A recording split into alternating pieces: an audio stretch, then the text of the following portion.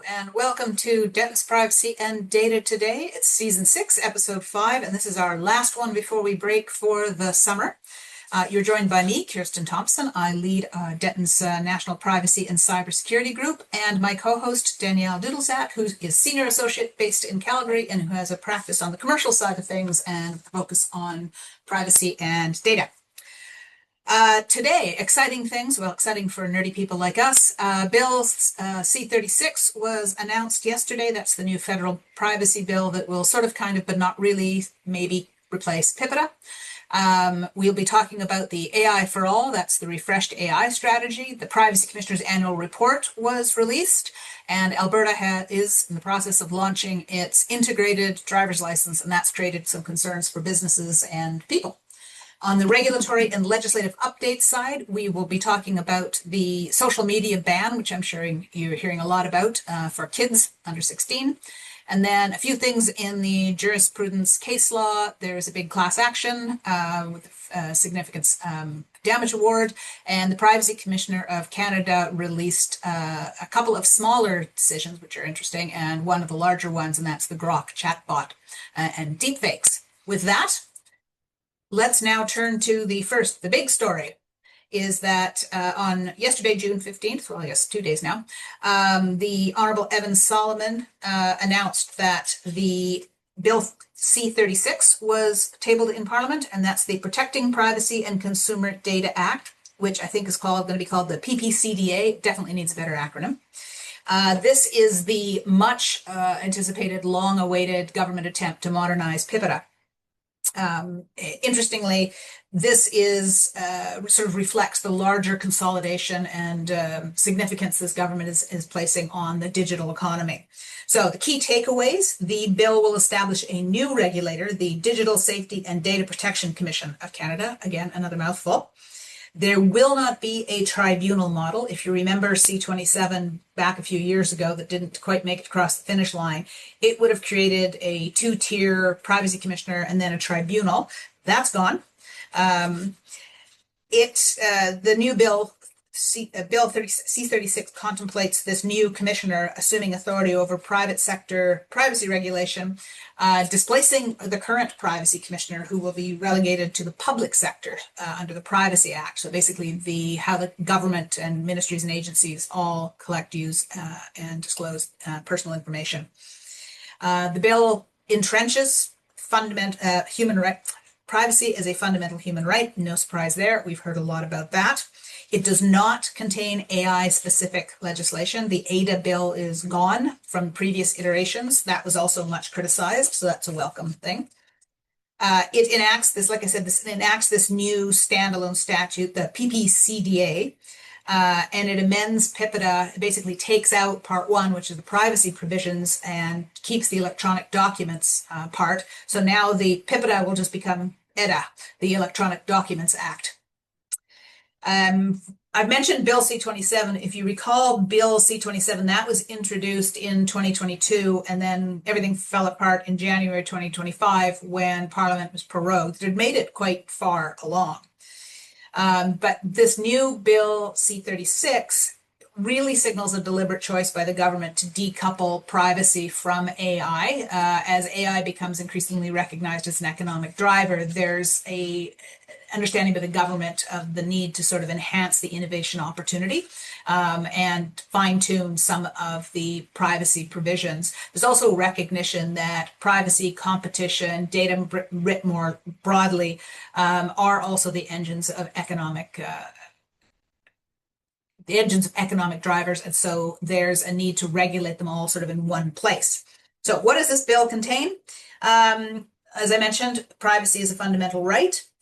There are penalties along the lines we saw in C-27, maximum of 10 million or 3% of gross global revenues.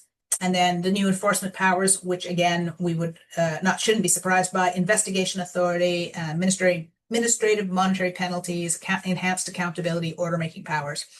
Children's personal information is specifically categorized as sensitive. This all dovetails with another bill, Bill C-34, the Safe Social Media Act, which Danielle will talk about in a minute. There's the right to deletion has been entrenched in this.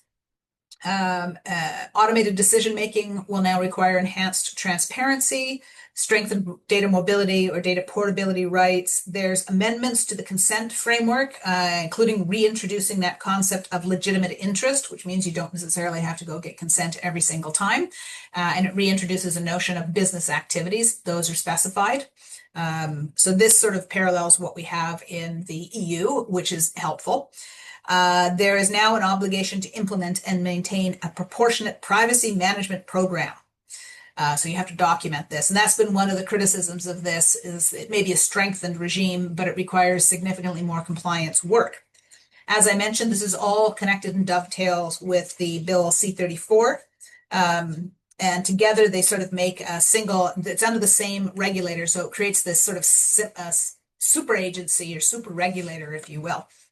So what to watch? Well, the House stops sitting this Friday, so I don't expect a lot to happen before then.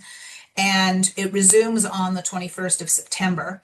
So pay attention. This will be headed into committee. There'll be opportunities to make submissions. So you have all summer to think about the bill, take a look at it, see if there's any hot button issues that you or your organization need to address. So just pay attention to that. With that, over to you, Danielle. Thank you. So on the topic of AI, everyone will likely have seen that Canada launched its AI for All national AI strategy, aimed at generating $200 billion in economic growth, creating 250,000 new AI-related jobs over 5 years, and increasing AI adoption from roughly 12% to 60% by 2034. I encourage you to give the strategy a read, but it's built on 3 pillars: trust, opportunity, and sovereignty. Trust involving modernizing legislation around privacy and deepfakes and online safety, which have all been, topics of great discussion. Opportunity focuses on AI literacy for all of Canadians, and sovereignty centers on building Canadian-controlled compute infrastructure, a public AI supercomputer, and expanding the domestic talent pipeline.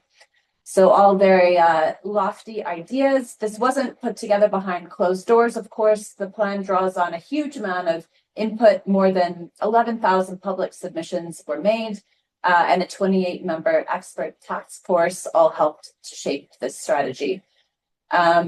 So on top of that, Canada has signed 12 bilateral AI agreements with allies like the EU, UK, Germany, India, and Australia, which really form the backbone of its international cooperation efforts. So the takeaways here, it seems that concrete financial support is on the way for SME adoption. The strategy commits $500 million through the Business Development Bank of Canada's LIFT program to help SMEs access financing for AI tools, and another $500 million through regional development agencies to accelerate AI adoption and commercialization across the country. There's also, interestingly, an AI literacy and adoption assessment tool that will be developed to help SMEs assess their AI readiness and identify practical use cases. So if this is something that would be helpful to your business, you should really be actively monitoring these channels for application windows. We see that regulatory modernization may be broader than expected, so it's not just about privacy and deepfake laws. The strategy also points towards a new Canada Trusted AI certification program designed to help consumers spot trustworthy AI products in the marketplace. So if you're a business deploying AIs, especially anything consumer-facing, expect certification and transparency rules to be on the horizon, including things like watermarking of AI-generated content.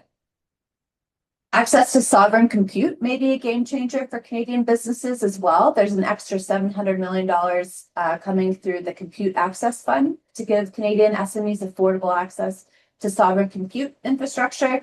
Why does that matter? Well, right now, most Canadian SMEs will test and train and run their models on foreign cloud providers, which means Canadian dollars head offshore and sensitive data and IP end up outside Canadian jurisdiction. So if a business does make the switch to domestic compute infrastructure when it exists, it might gain an edge on both cost and compliance as data sovereignty rules become more demanding. So lastly, we also see sector-specific AI missions that will help reshape the priority industries here. So the first mission commits $200 million to improving health outcomes, including AI and diagnostics, patient care, and system efficiency. Workforce alliances will be launched across 6 priority sectors. So this includes health, energy, transportation, agriculture, manufacturing, and robotics. So businesses operating in these sectors should expect structured opportunities to partner with government, research institutes, and training providers. But on the flip side, we'll likely also see rising expectations to be integrating AI into their operations. So if you are operating in one of these 6 priority sectors, you may be seeing these types of opportunities soon. So over to you, Kirsten, for a look at what the Privacy Commissioner is saying that also touches on everyone's favorite topic, AI. So busy times, lots of legislation. Don't forget, we also have the cybersecurity bill that's in there somewhere that will touch on data centers and other selected industries. So there is a lot going on the legislative front. But the good news is you have all summer to read nothing but legislation. The Privacy Commissioner, remember the Privacy Commissioner? They still exist. And they issue an annual report, and they issue that report to Parliament. It makes for somewhat dry reading, but we have done the dry reading for you. The main thing to note is that the 25-26 Privacy Commissioner's report really emphasizes the rapidly evolving technologies and the impact that is having on privacy rights of individuals. And it notes specifically AI, connected services, and digital platforms. It says that regulatory activity and enforcement are increasing, which is really its way of saying we went after more people or companies. It is handling a growing number of investigations and investigations that are larger in scope, dealing with more complex topics and bigger global players.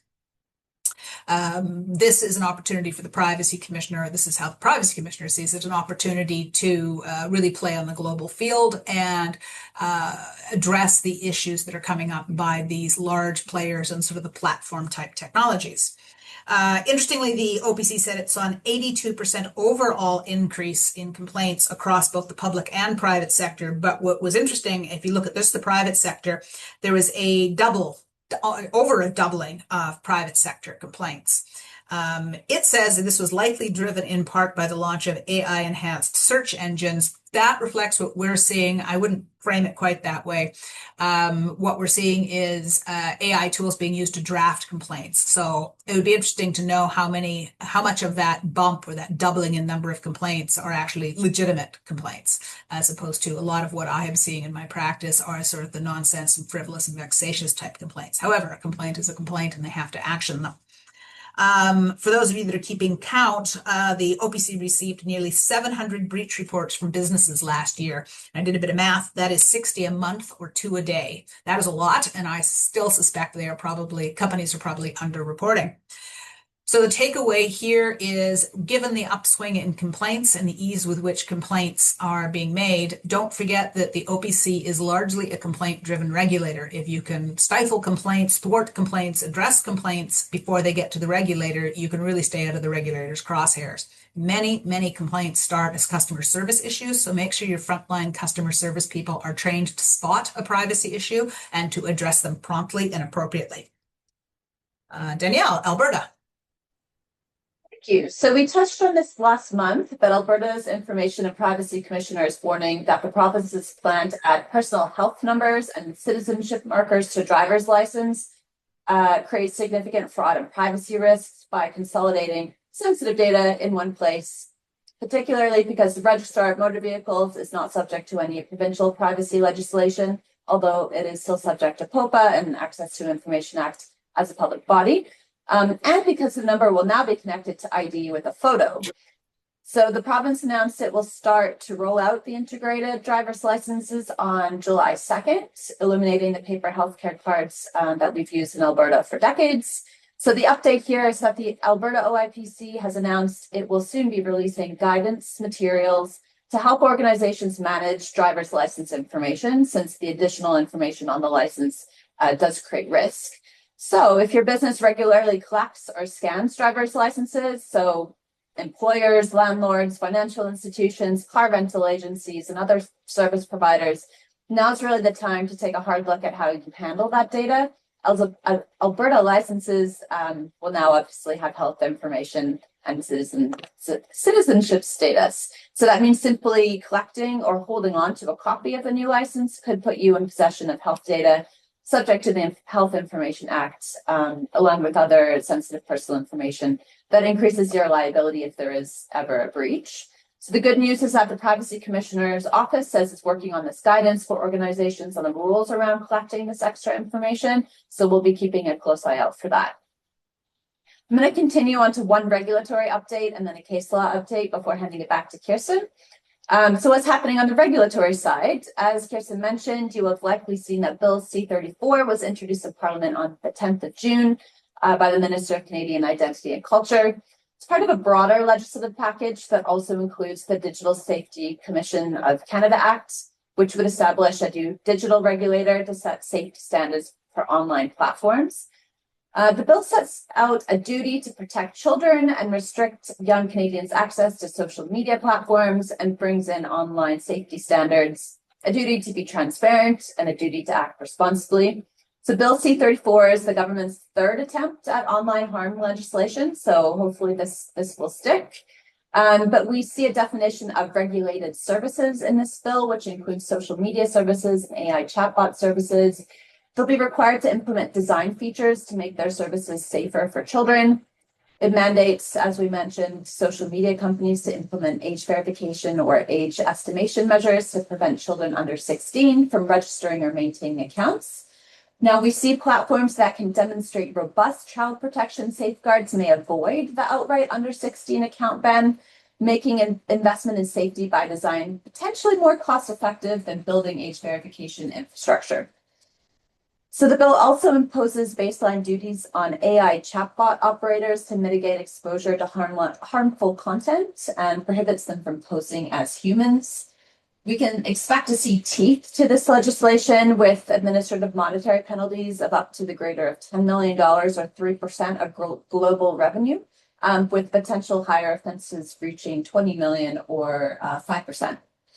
Because the Act leaves key details to be determined by regulation, the precise scope of application of the Act won't be known until we have these draft regulations and they're circulated.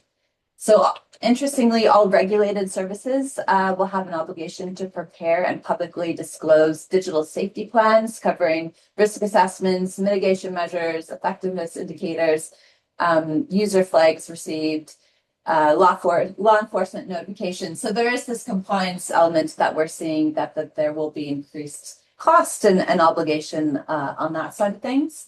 So Bill C-34 is only at the second reading in the House of Commons and will undergo further study before the parliamentary committees and potential amendments being made to it before it can be enacted. So as Kirsten mentioned, I'm likely to be passed before the summer break so we can spend our summers having a think about this and giving it a read. But as we've been discussing, companies should really begin or continue assessing their content moderation, age assurance, algorithmic design practices now in anticipation of these requirements. And businesses deploying or developing AI chatbots for Canadian users should expect new obligations around safety protocols and escalation procedures, particularly when children are interacting with these tools. So there's lots going on in this space that we're watching closely. And if children are your intended or unintended audience or target markets, there's a lot to be done now to prepare. So one more update before you get sick of the sound of my voice, but also relevant to what I've just mentioned. We wanted to touch briefly on the news that the Federal Privacy Commissioner has released findings of the investigation into the Grok chatbot and sexualized deepfakes. So an investigation by the Federal Privacy Commissioner has found that Grok's AI image generation tool was launched without proper safeguards or sufficient consideration of potential privacy harms. Probably no surprise that AI Corp and XAI violated Canada's federal private sector privacy law. So as you'll probably recall, there was an investigation that was launched in January of this year. It examined millions of sexualized deepfakes that were generated by Grok and shared on X. A matter was also, it prompted parallel investigations by the UK, EU, and California. So in response to recommendations from the OPC, the companies have committed to implementing a number of additional measures. So These include enhancing their formal processes for anticipating and mitigating privacy issues associated with image generation tools and other novel products, and also reporting to the OPC on a recurring basis to explain and demonstrate the effectiveness of these safeguards that they put in place. So what are the practical takeaways for other businesses? Well, a build first, fix privacy later strategy has never been a viable strategy in Canada. If you are deploying generative AI, especially anything that creates images or uses people's personal information, the OPC does expect you to bake in meaningful consent and privacy safeguards before launch, not after a public backlash forces your hand. A few concrete moves worth making now: run a privacy impact assessment on any AI tools before it goes live, build in guardrails that anticipate misuse, deepfakes and sexualized content being the obvious red flags here. Document your consent and purpose limitation logic so that you can show your work if the regulator does come knocking.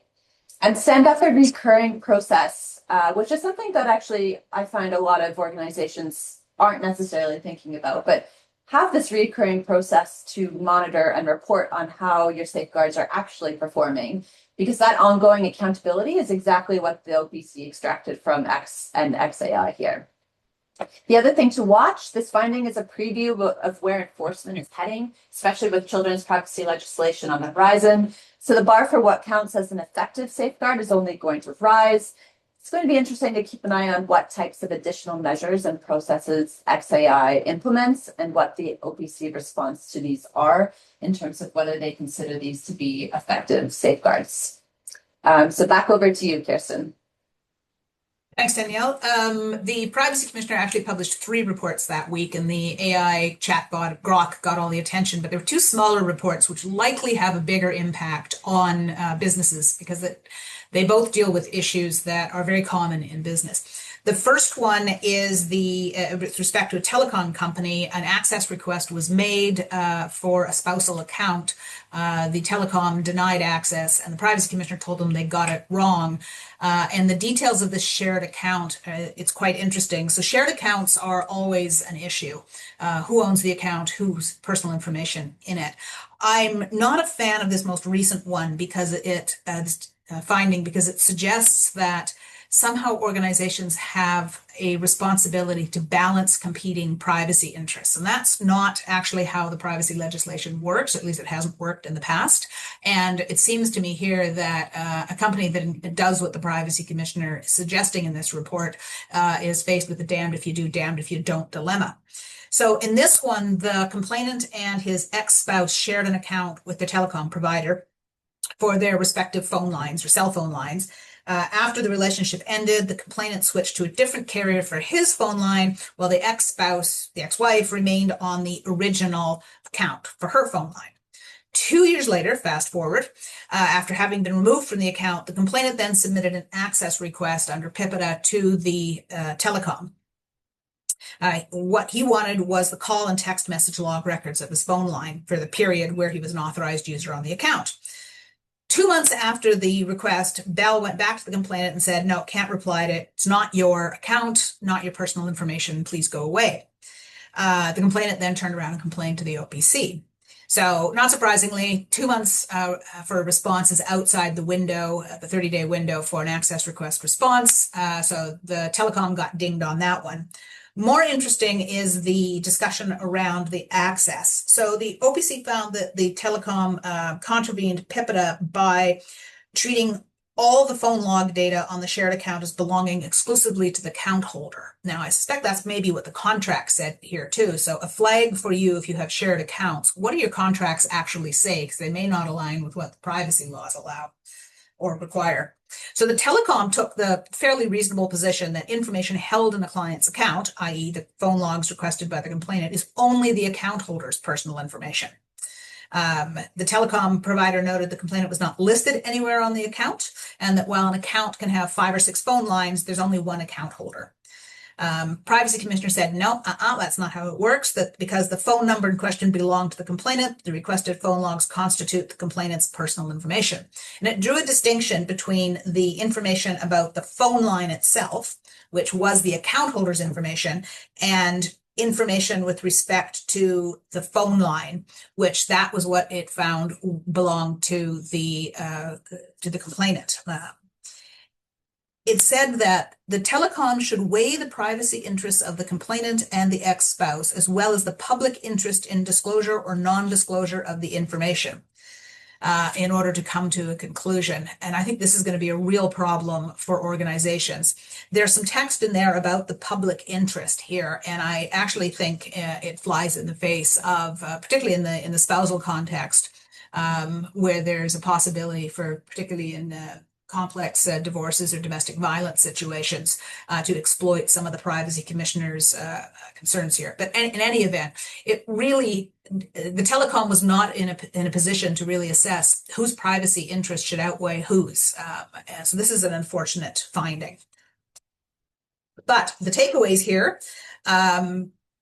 don't just focus on the account holder. If you have shared accounts or multiple user accounts, one of the users or individuals with access to that account may in fact have a right to get their personal information. And the other thing telecom got faulted for was not clearly communicating to all users at the point of enrollment and in their privacy policies exactly what personal information is visible in the account. So you may want to take a look at your enrollment, account enrollment documents and privacy policies to address these issues. The other smaller decision or finding was in respect of bundled photo consents. And this is a pretty common commercial practice. And the bundled photo consents are usually along the lines of, we're holding some sort of event. By participating in this event, signing up for this service, we might take photos at this event. And by the way, we're going to use them for promotional purposes. And companies do that because, particularly where there's a lot of people, it's next to impossible to run around and get a waiver and consent from every individual. So in this context, and facts matter on this one, this was a swimming pool, privately owned swimming pool, and it was children's swimming lessons. So the complainant here alleged that individuals signing up for swimming lessons also had to sign or also released or waived their rights to their photos. In other words, by virtue of signing up for the swimming lessons, you gave the company permission to use photos. And the privacy commissioner said, no, you can't bundle services like that. And then there's a lot of commentary on the dangers of having photos of children in swimming attire, which is a very quaint way of saying swimsuits, on publicly available websites. So the bottom line here was, even though the business said, look, we can't, it's way too much of a burden for us to go around and get all these consents every single time we want to do this. And there's kids in the background of these photos and we just can't do it. Privacy commissioner said, no, information is sensitive. It involves children. You need to get consents. So the takeaway here is, do not bundle consents. Take a look at your standard form waivers and documents and see if you've bundled a consent that ties the consent to the service. At least in the case of children or other sensitive personal information, that is going to be a no-go. So take a look at that. You'll need express opt-in consent. Basically, the new standard for anything to do with children is express opt-in consent from the parents or guardians. I know we're at time. It's been a delight talking to you for the last 6 months or so. Enjoy your summers, and we'll regroup again in September. Thanks, everyone.